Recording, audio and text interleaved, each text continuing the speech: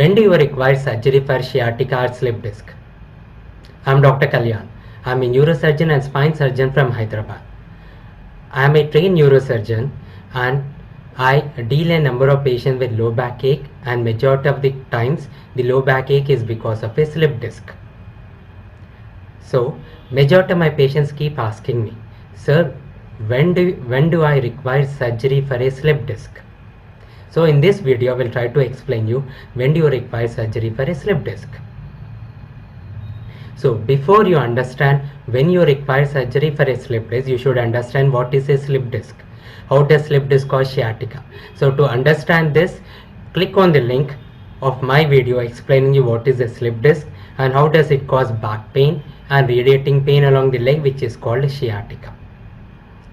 Once you have a sciatica, you need to see your surgeon, neurosurgeon. Your neurosurgeon will take a detailed history regarding the onset of your symptoms, duration of symptoms, and how your symptoms have been progressing. He will explain you in detail with a clear-cut focus on any motor weakness in your legs or any sensory loss in your legs.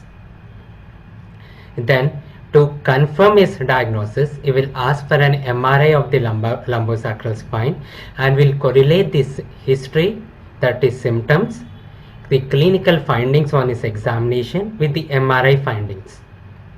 And then he will decide whether you can be managed conservatively with medications and physiotherapy or you require a surgery. But there are few situations where you will definitely require a surgery for the slip disc. So what are these conditions? See this video. So when the disc is herniating, it will compress the nerve root. So as the nerve root gets compressed, it starts malfunctioning.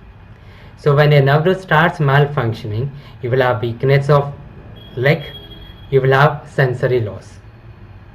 And in later stages, you will have difficulties in bladder and bowel. So basically, if you have any weakness in the limb, the weakness may be in any muscle group. It may be a difficulty in moving the ankle, it may be a difficulty in moving the knee, or sometimes difficulty in moving at the hip, depending on the level of the disc which is herniated, which has slipped.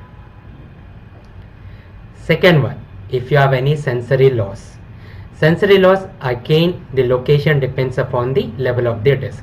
The sensory loss may be along the anterior aspect of the leg or the posterior aspect of the leg, or it may be on the upper surface of the sole or the down surface of the sole. And third one, if you have any difficulty in passing urine.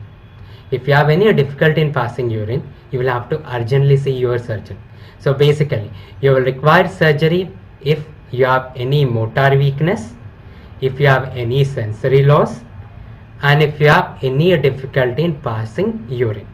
Apart from this one, your surgeon will also advise you surgery if you have been taking conservative management since a long time, but your pain is not subsiding and it is progressively increasing in severity.